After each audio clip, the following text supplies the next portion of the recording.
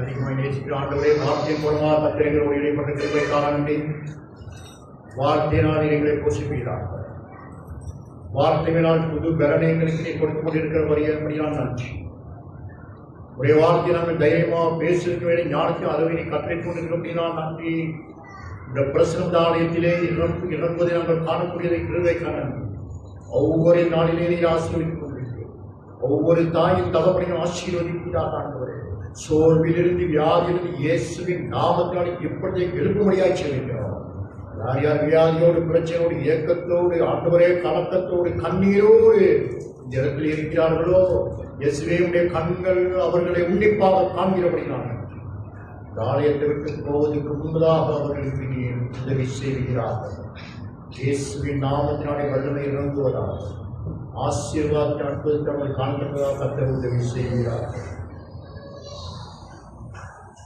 எங்களுக்காக கல்வாரி மலையிலே ஏறி ஏறி சபத்தானி என்று உறக்க சத்தமிக்கிறேன். அந்த வார்த்தைக்காக அந்த வார்த்தையை பேசுவதற்கு ஒரு புது பலனை கற்பிக்கிறார். கத்திரங்களை ஆசீர்வதிக்கிறார். கிறிஸ்தியேசுவின் படியாக சுகம் கொடுக்கிறார். மத்திய 27ஆம் அதிகாரம் 46ஆம் வசனம். 9ஆம் மணி நேரத்திலே இயேசு ஏலி ஏலி லாமா சபத்தானி, ஏலி ஏலி அல்லது ஏலோலி ஏலோலி லாமா, அரபிக் மொழி உபயம். ஏலி ஏலி லாமா சபத்தானி, மிகுந்த சத்தம், சாக போகிறவன் அத்தியாவசானம் இல்லை, சாத்த வாயிலாம பேசவே முடியாது, மிகுந்த சத்தம் விடுறார். பலன் இல்லாதவராக இருந்தார். ஆவியானவர் அவருக்கு இறங்கி பேசிக்கொண்டே இருக்கிறார். தேவன் அவருக்கு உதவி செஞ்சுக்கிட்டே இருக்கிறார். தேவன் மறைமுகமாக அவர்களுக்கு உதவி செய்து கொண்டே இருக்கிறார். ஜனங்கள் வேடிக்கை பார்த்து கொண்டே இருக்கிறார்கள். இவன் வாயிலிருந்து என்னென்ன சொல்கின்றார். ஒவ்வொரு வார்த்தையை கேட்டு அநேகர் கேலி செய்து கொண்டிருக்கிறார்கள், பரியாசம் செய்து கொண்டிருக்கிறார்கள். இந்த நாளிலே அவர் சொந்த பாஷையிலே பேசுகிறார். ஏலி ஏலி லாமா சபத்தான். உடனே எல்லாம் ஆச்சரியப்படுறாங்க. என்னடா பாஷையை மாத்திட்டாரு, இந்த பாஷையில பேசுறாரு. ஒருத்தர் என்ன சொல்றான், ஏய் கொஞ்சம் பொறு, எலியாவை கூப்பிடுறான். எலியாவை கூப்பிடுறான். கடல் காலான ஈஸ்டோப்பில தோத்து வாயில நீட்டப்பா ஒருத்தர் கொஞ்சம் நிப்பாட்டி ஏசு எலியா வரானான்னு பார்ப்போம். ஒருத்தர் நீங்க பைபிள்ல நீங்க எல்லாம் வாசித்து பார்த்தா கொஞ்சம் இல்லை, எலியா வாரம். அதனால யூதர்கள் ஒரு மட நம்பிக்கை இருந்துச்சு. எலியாவை கூப்பிட்டா ஓடிய அந்த மறுரூப மலையில யாரெல்லாம் வந்து 2 பேர் நின்றாங்க, எலியாவும் மோசேயை பார்த்தா தேவன் மோசேயை அடக்கம் பண்ணினார். அவர் எங்கே அடக்கம் பண்ணினார், எந்த இடத்திலே இடத்த சொன்னார், இதுவரையும் காணப்படாத புதுமையாக இருக்கிறது. தேவன் அடக்கம் செய்த ஒரே மனிதன் மோசே. தேவனுடைய வீட்டில் எங்கும் உண்மையா இருந்த ஒரு மனுஷன், இஸ்ரவேல் மக்களுக்காக திறப்பின் வாசலில் நின்று கதறிய மனுஷன். தேவனிடம் சொல்லுகின்றான், பாலும் தேனும் போன்ற தேசத்துக்கு இந்த ஜனங்களை அழைத்து வருவதற்காக இந்த வீட்டில் நீர் இடையில என்ன விளக்க போடுறீங்க, கொண்டுட்டு போறீங்க, அழைச்சிட்டு போறீங்க, இதுக்கா என்னை கூப்பிட்டீங்க? இந்த ஜனங்களை நீங்கள் கொள்வீர்கள் என்று சொன்னால், இந்த ஜனங்களை நீங்கள் அழிப்பீர்கள் என்று சொன்னால், ஜீவ புஸ்தகத்தில் என் பேர் மோசே என்று எழுதியிருக்கிறது, அதை கிறுக்கி போட்டுருங்க. வேண்டாம், நாம் சொல்லுவோமா? நீங்க சொல்லுவீங்களா? எங்க எடுத்து போட்டு பக்கத்து வீட்டாரை போட்டுங்க சொல்றாங்க. வேண்டாம், நானும் அவங்களோடு வருகிறேன். பாருங்க, எதிரிகளுக்காக அவன் குரல் கொடுக்கிறான். வணங்கா கழுத்துள்ளவர்களுக்காக அவன் பேசுறான். அப்ப மோசேயும் எலியாவும் முக்கியமானவர்கள், பிரதிஷ்டம் பெற்றவர்கள். அப்ப யூதர்கள் நம்பினாருங்க, கொஞ்சம் இருங்க, கூப்பிடுறான் போல, அவனை பார்க்கணும், எலியாவை பார்க்கணும். எலியா எலியான்னு கத்துறான். ஒருத்தர் சொல்றான், கொஞ்சம் நிறுத்தி, எலியா வாராரா இல்லையான்னு பார்ப்போம். மூட நம்பிக்கை நிலையாக இருக்கிறது. அந்த மூட நம்பிக்கையிலே இயேசு சிலுவையிலே முறியடித்தார். இயேசுவை எல்லாரும் கைவிட்டார். சொந்த சரீரம் கைவிட்டது, சொந்த ஜனங்கள் கைவிட்டார். எல்லா மனிதரும் தூஷித்துக் கொண்டிருக்கிறார்கள். தேவனே கைவிட்டார். பாருங்க, தேவன் மனுஷனை கூட்டாளி ஒருத்தையும் கைவிட்டா இன்னொருத்தனை பிடிச்சிக்குவோம், இன்னொருத்தையும் கைவிட்டா இன்னொருத்தையும் போய் பிடிச்சிக்குவோம், கூட்டாளியை பிடிச்சிக்குவோம். ஆனா தேவன் கைவிட்ட அம்போன்னு போயிட்டான்னு சொல்லுவாங்க. செத்து போன ஒரு எஸ்டேட் ஆகிப்போ அப்பான்னு போயிட்டாங்க. அப்ப என்ன அவர் துக்கம், என்ன துக்கம், ஏன் கைவிட்டு? இயேசுவுக்கும் தேவனுக்கும் இந்த தொடர்பு கைவிட்டுருச்சு. அதுதான் கேட்கிறார், வேற ஒண்ணும் இல்லை. இயேசு மேல் வைத்து தொடர்பு அத்து போய்விட்டது. அப்படிதான் பரிதாபம் கேட்கிறாரு, என் தேவனே என் தேவனே ஏன் என்னை கைவிட்டீர்? எல்லா ஜனங்களும் கைவிட்டார்கள். ஆனா தேவன் அதுக்கு என்ன பதில் சொல்றாரு? ஏசாயா வாசிங்க 54:7. என்ன பதில் கொடுத்தாரு? ஏசாயா 54:7 வாசிங்க. நீ பயப்பட, இமைப்பொழுது. இன்னைக்கு நீங்க கைவிட்டப்பட நிலையில இருக்கலாம்.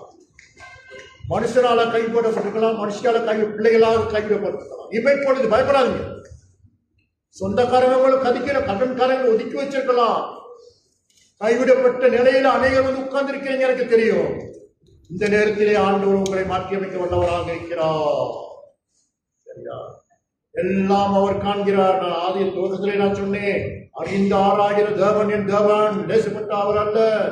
உன்னுடைய கஷ்டங்களை அறிந்திருக்கிறார், உன்னுடைய வியாதிகளை அறிந்திருக்கிறார்.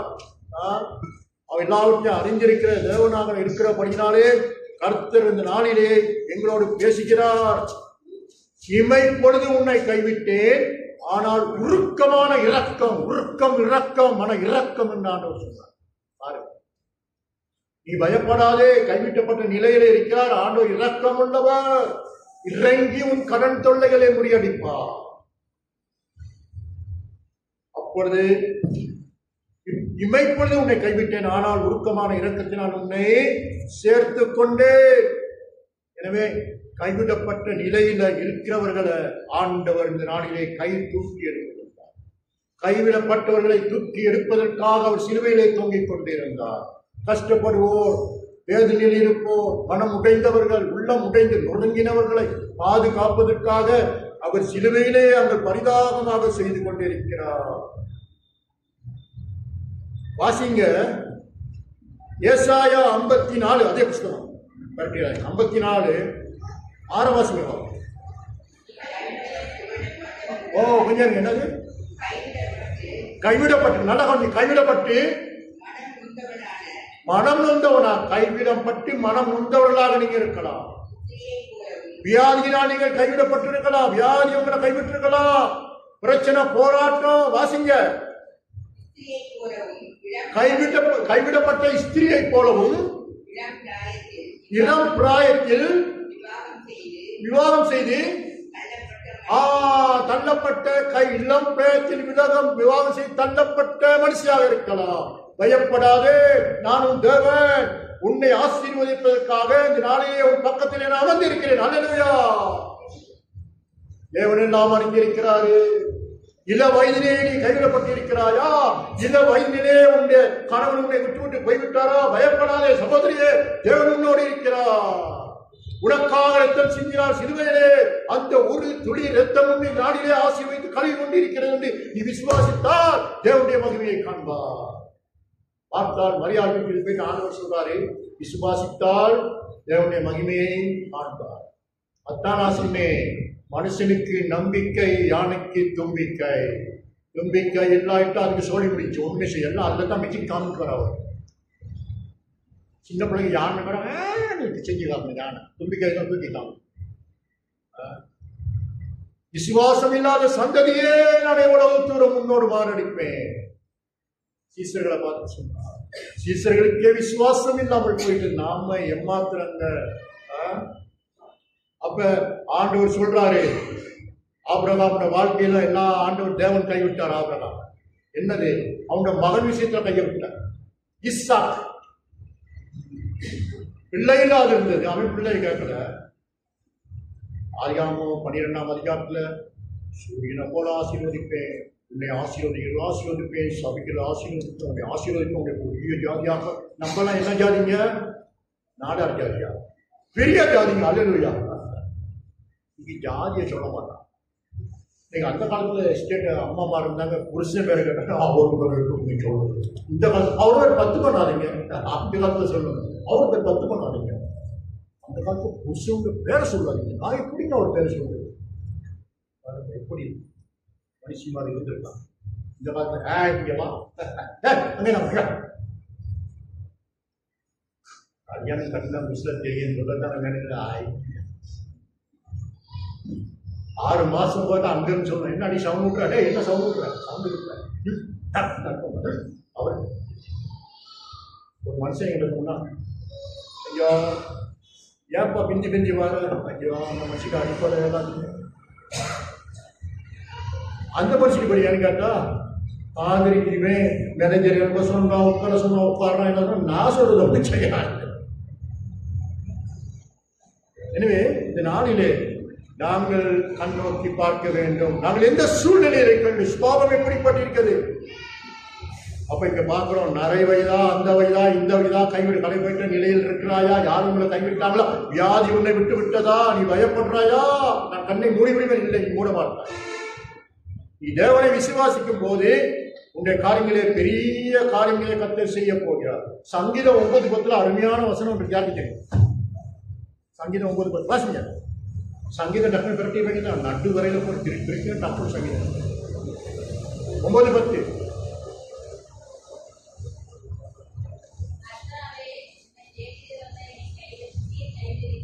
யாரை கைவிட மாட்டாரா? நீங்க தேடணும்னா தேடுங்க. தேடுங்கள் கண்டடைவீர்கள், தட்டுங்கள் ஆதியை சொல்லிட்டாரு. நீங்க தேடுங்க. நீங்க தேடுறது இல்லை, நீங்க தட்டுறது இல்லை, நீங்க கேட்கறது இல்லை, நீங்க பேசுறது இல்லை, வாயை முடிக்கிட்டே இருக்கீங்க. வாயை திறக்க வேண்டிய காரியத்துக்கு திறக்க மாட்டேங்க. இல்லாத காரியம் வீட்டுல என்ன ஒவ்வொரு பிள்ளைகள் வரும், உண்மை மாத்திருக்கோம். அம்மா வீட்டுல பார்த்தா வீட்டை நாளாக்கிறீங்க. நல்ல பிள்ளைகள் மாதிரி நான் பாக்குறது இருக்கிறாடி, நீ வாங்க வெளியே வாங்க நல்ல பிள்ளை மாதிரி நடிப்புங்க. ஆனா எல்லாத்தையும் கடவுள் பார்த்து கொண்டே இருக்கிறார். கர்த்தாவே உம்மை தேடுகிறவர்களை நீர் கைவிடுவதில்லை. சங்கீதக்காரன் சொல்றான், நீங்க தேடி பாருங்க. அதிகாலமே நான் தேடுறேன், காலை தேடுகிறவனை கண்டடைவார். ஒரு பாட்டி அந்த காலத்துல ஒரு சேவல் வளர்த்துச்சு. ஒன்றும் கிடையாது, கை கடிகாரம் அதெல்லாம் கிடையாது. கை பக்கம் எதை வச்சு பார்த்தாங்க? 4:40 கொக்கரக்கோடு எழுதியிருக்கு கிடைக்கும். அது பார்த்தா உள்ள விலை கண்ணா அடிச்சிருக்கு. கோழி பிடிச்சி பயங்கர பார்த்தேன்னா என்னால அந்த கிழங்கு கோழியை கொள்ளணும். இந்த கோழியை சேவலை கொள்ளணும். இது நேரம் இந்த கிழவி ஓனத்துக்கு கோழி கூடு இருக்கும். அப்ப கோழியை கொண்டு விட்டா கிழவி தூங்கிடும், நம்மளும் தூங்கலாம். கிழவி கோழியை கொண்டு விட்டாங்க, சாப்பிட்டாங்க. கிழவி பார்த்து இப்போ கிழவிக்கு டைம் தெரியாது. முதல் 4 மணிக்கெல்லாம் கட்சி, இப்ப வெளியே 1 மணிக்கு 2 மணிக்கு தான் எனக்கு கூப்பிடுது. டைம்ங்கடா கோழி போனது எங்களுக்கு மிச்சம் ரோஸ்டா போச்சு. போப்பா என்னடா கோழி இருக்கிறக்குள்ள சரியா தாண்டா கிழவி எழுப்பிச்சு. இப்ப நேரம் சாம அடுத்தது 10 நிமிஷத்துல இருக்குது. என்ன மேடம் யாருக்கு நான் சொல்றேன், அது கூகுது. ஒரு சபையில ஓட்டலுக்கு விளக்குல சேவலை வச்சிருக்கலாம், வச்சுக்கிட்டாங்க ஓட்டல். அதை அப்படி சொருபத்தாங்க வச்சிருக்கீங்க. அது சேவலுக்கு சொல்லுவோம். ஏண்டாப்பா அது தாண்டா உங்க பாவத்தெல்லாம் அது இருக்குண்டாயா? அவர் சொன்னார், வயசு போனப்பா அது இருக்குண்டாரு. அதுதான் உன் பாவத்தெல்லாம் சுத்தி காட்டிக்கிட்டு சேவல் போவதுக்கு முன்பதாக நிலை மூந்தரம் மாறுதல். அவன் பாருங்க, கொழும்புல ஹோல்சேல் பெட்டாவில் ஒரு தமிழ் பரிசுத்தர் இருந்துச்சு. அந்த காலத்தில் அந்த பார்த்து இந்தியாவுக்கு போயிட்டாரு. வந்து பார்த்தா கோழி நீங்க கூப்பிட்டாங்க இங்கிலீஷ்ல. அந்த பார்த்து பிரசங்கம் பண்ணிட்டு அங்கே பார்த்துருக்காரு. பிரசங்கம் வந்தால் எல்லாம் பார்க்கணும் தானே. ஈஸியில் பார்த்து பிரசங்கம் பண்ணும்போது எத்தனை பேர் வந்திருக்காங்க, எத்தனை போய் யாரும் வருது, அப்புறம் பார்த்துட்டுலாம் எல்லா கண்களும் பார்த்துக்கணும். இன்னைக்கு ஒன்றரை வச்சுமா அது திரும்பி பார்க்கணும். வீட்டில் வச்சுப்பாங்க ஓடி சேர்த்துல அவங்கள பார்க்க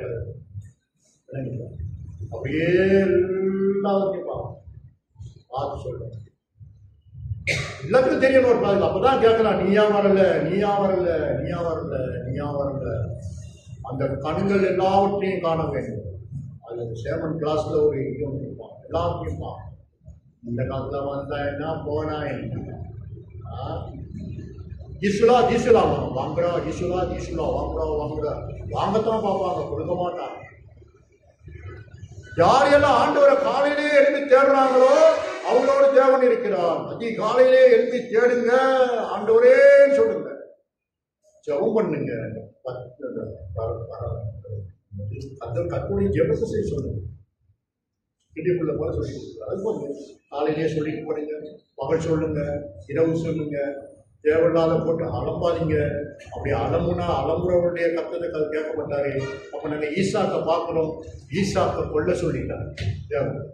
பழி செலுத்து உடைந்த உள்ளத்தோடு கைவிட்ட நிலையில இருக்கிறோம். உள்ள உடைஞ்சு போச்சுங்க. எத்தனையோ வருஷத்துக்கு பிறகு எத்தனையோ வயசுல 100 வயசு நம்புறேன் ஒரு பிள்ளைய கொடுத்துட்டாரு. வெட்டுனா கைவிட்டாரு தேவன். அப்ப என்ன மனசுல உடனே இருந்திருக்கும். ஆனா விசுவாசத்தில் வேற புருஷன் ரெடி பண்ணிட்டான். வெற்றியானவர் எங்க போய் வெட்ட சொன்னாருங்க? எந்த மலையில? மோரியா. மோரியா மலை 3 நாள் பயணம். ஏன் அந்த 3 நாள் பயணத்தை வச்சாரு? பக்கத்து வீட்டு பக்கத்து பாவம் தானே, வயசு போன பக்கத்துல வெட்டுன்னு சொல்லிருக்கலாம். வண்டியில வெட்ட சொல்லி 4 வீட்டுல போய் வெட்டிட்டு இருக்காரு. அவங்க இங்க வீடு இருக்குது, நீ 4 வீட்டுல வீடு ஒரு மலையில வெட்டு. எப்படி பார்த்து நம்மளால ஏன் இருந்தாலும் அறிவு போயிட்டாங்க. ஒரு நாள் கூட்டிட்டு போறதுக்குள்ள மகனை பாப்பா, ஐயோ அழகா இருக்கிறானே, வா மகனை போயிருவோம் வேண்டாம். அவன் மனசு மாறுதான் மாறவில்லை. ஆண்டு சோதிப்பார். சில காரணம் 2 நாட்கள் சோதிப்பார். பயப்பட்டார் ஓடி இருக்கிறாங்க கடவுள். 2 நாட்கள் உங்களை சோதிப்பார். வறுமையினால வாதிப்பாரு, கொஞ்சம் கவனமா இருந்த. இவன் மனசு மாறுதா என்று சோதிப்பார். 3 நாள் கேப் கொடுத்தார், டைம் கொடுத்தாரு. ஆனா பட்டு மாதிரி போறாங்க அவன் கூட்டிக்கிட்டு. இவன் கேட்கிறான், அப்பா கயிறு இருக்குது, கத்தி இருக்குது, தீ இருக்குது, நெருப்பு இருக்குது, என்ன ஆண்டு கேட்க என்ன உடஞ்சிருச்சு உள்ள கேட்டாங்க ஒரு கேள்வி. அப்ப என்ன சொன்னாரு? ஏகோவாயிரே கர்த்தர் பார்த்து சொல்வார். கர்த்தருடைய பருவத்திலே ஏகோவாயிரே. ஆனா ஒரு காரியத்தை கண்டுங்க, சாரால் கிட்ட சொன்னா நான் மகனை வெட்ட போறேன் சொல்லியிருந்தா என்ன சொல்லணும்? கிளவி அவனை வெட்டியிருக்கோம். ஒரே மாட்டவா செல்லம் பொழுது சுப்பரம் அப்படி இருக்கு. கதை கந்தலா இருக்கு. மனுஷிக்கிட்ட சொன்னா கதை கந்த சத்தனா போட்டுட்டான். மோரியா மலத்தில் 2 வேலைக்காரனை ஸ்டாப் பண்ணிட்டான். இவனுக்கு ஸ்டாப் பண்ணுவாங்க, நமக்கு நம்மளை வெட்டுவாங்க. ஆபிரகாம் பார்த்தான். இவனுக்கு பிள்ளை வெட்ட நம்மளை வெட்டுவாங்க. கிழவனுக்கு ஊசியா போச்சு. அவனையும் நிப்பாட்டான். போயிட்டு பண்மையில சொல்றான், நானும் பிள்ளையாண்டாலும் பரிசு திரும்பி வருவோம் வருவோம் பண்மையில சொல்றான். பாருங்க எப்படி ஆளுன்னு பாருங்க. இந்த நிலையில தேவன் கைவிட்டாரு, உள்ளே கொடுக்கிறேன்னு பிடிங்கிட்டாரு. எப்படியா நிலையில இருக்கும்? அந்த நிலையில நீங்க இருந்தா அது உங்களை பயப்பட்டுறாங்க. நான் இழந்துட்டேனே, என் பிள்ளைய இழந்துட்டேனே, என் மகளை இழந்துட்டேனே, என் கணவனை இழந்துட்டேனே. உங்கள் தேவனை ஆசீர்வதிப்பாருங்க. நாளத்திலே அவங்களுக்கு எல்லாத்தையும் திருப்பி கொடுப்பாருங்க. பயப்படாது. அவன் போயிட்டு காலையும் கையையும் கட்டி வைக்கிறான் பாருங்க. 2 பேரும் சேர்ந்து தான் வழிபாடு செய்யலாம். இவன் தொடர்ந்து பேசுறபடி நான் 12 வயசுக்கிட்ட இருக்கும். கேட்டான், அப்பா என்னைய வெட்ட போறேன். அவனுக்கு கேட்கல. அவனுக்கு தெரியும் அப்பா என் செஞ்சான் நம்பிக்கை செய்ய வாயை திறக்கவில்லை. அது தேவனுக்கு நிலவட்டமாய் அவன் இருந்தான். கத்திரிக்கப்படும் போது வெட்டப்படும் போது தன்னுடைய வாயை எவனமாக கத்திரிக்கிறவனுக்கு முன்பதாக வாயை திறவாது இருந்தாரோ, வெட்டப்படுகிறவனுக்கு முன்பதாக தன்னுடைய வாயை திறவாது இருந்தான். அந்த சின்ன பையன் திறக்கல. ஓங்கி வெட்டும்போது ஒரு சத்தம் வந்துச்சு, பிள்ளையாண்டான் மேல் கை போடாது. பிள்ளையாண்டான் மேல் கை போடாது. எத்தனையோ ஆண்டுகளுக்கு முன்பதாக ஈசாக்குக்கு பதிலாக ஆட்டுக்குட்டி, தேவ ஆட்டுக்குட்டி கல்வாரி மலையிலே அடிக்கப்பட்டார். அதே விதமாக இந்த நாளிலே எங்களுடைய பாவங்களுக்காக தேவன் அடிக்கப்பட்டார். இனி பஸ்கா ஆட்டுக்குட்டி அவசியம் இல்லை. இது பயப்படாது. இப்போ ஒரு ஆடு, அந்த காலத்துல சேர்ப்பின் பண்டிகை வச்சா ஆடுதான் இருக்குன்னா மாடுதான் இருக்கும். எனக்கு தெரியாது, சின்ன பயம். ஆடு கத்தம், கோழி கத்தம் பார்க்கிறாது. அதெல்லாம் கொண்டு மாட்டான். இருக்கும் இருக்கும் கொண்டு. அதுதாங்க எங்களுடைய வாழ்க்கையில ஆசீர்வாதம். அதுதான் எங்களுடைய ஆசீர்வாதம். ஜாயில தண்டுகமையில 30 வருஷத்துக்கு ஒரு சேர்ப்பின் பண்டிகை போன அந்த காலத்தை ஏலம் போவோம். ஒரு கோழி பேரும் 20,000 30,000. அது கூட பெரிய நாடார் மாதிரி தான் விலையை ஏற்றி விட்டே போயிட்டு கடைசியில் போயிடுவோம். கேட்ட கடைசியில் மாதிரி மாட்டிப்போம். ஏற்றி விட்டு ஆரம்பிச்சு போயிடுவோம். ஒரு உப்பு போட்டாங்க. ஸ்டார்ட்ல உப்பு தான் போடுவாங்க. சொல்லுவோமே, ஒரு பக்கெட் 10 ரூபா, 20 ரூபா, 30 ரூபா, 40 ரூபா, 50 ரூபா, 60 ரூபா. விட்ட மாட்டேங்க. ஒரு நாடா இருந்து விட்ட மாட்டேங்க. முன்னுக்கு இருந்துட்டு ஏற்றிக்கிட்டே போறாரு. இப்போ 500 600 ரூபாய்க்கு வந்துச்சு அந்த காலத்துல. மனுஷன் என்னங்க வாய் முடிக்கிறேன், என்ன உப்பு வாயில கரைச்சி விட்டு கச்சான் அவரு நீ வாயில கரைச்சி விட்டு. ஆடு மாடு அழிக்கப்பட்டது, ஓட நம்பிக்கை. ஆண்டவர் எங்களுக்காக கல்வாரியில அடிக்கப்படுற ஆட்டாக அடிப்பட்டார். அன்று ஈசாக்குக்காக ஒரு ஆடு வெளிப்பட்டது. இந்த நாளிலே கல்வாரி மலையிலே ஒரு ஆடு எங்களுக்கு அடிக்க, ஆடு அடிக்கப்பட தேவையில்லை. ஒவ்வொரு வீட்டிலும் ஒரு ஆடு அடிக்கலாம். காசு கூடிடுச்சு, இறைச்சலாம் கூடிடுச்சு, கறி இறைச்சலாம் கூடிடுச்சு. நான் உனக்காக அடிக்கப்பட்டிருக்கேன், நீ என்னை நோக்கிப்பா, என் கட்டளைகளை கவனமாக கை கொண்டிரு, என்னை நோக்கி கூப்பிடு, மற்றவனுக்கு உதவி செய், தாய் தகப்பனை நீ கனம் பண்ணு, நீ கனம் பண்ணுவாயானால், அப்படி செய்வாயானால், வயது முதிர்ந்தவன் யாரா இருந்தால் நீ கனம் பண்ணு, எதிர்த்து பேசாதே, அவளுக்கு முன்னால் செய்ய வேண்டிய அனைத்து உதவிகள் செய்தால் நீ வயது போன சூழ்நிலையிலும் கர்த்தர் உன்னை ஆசீர்வதிப்பார். கர்த்தரை தேடுகிறவர்களை அவர் கைவிட மாட்டார். நாம தேடுவோங்க, தேடிக்கிட்டே இருக்கோம். இயேசுவை தேடுங்க, தேடுங்க, தேடுங்க. தேடும் போதுதான். ஒரு அம்மா எத்தனை பைசாவை தொலைச்சிருச்சிங்க?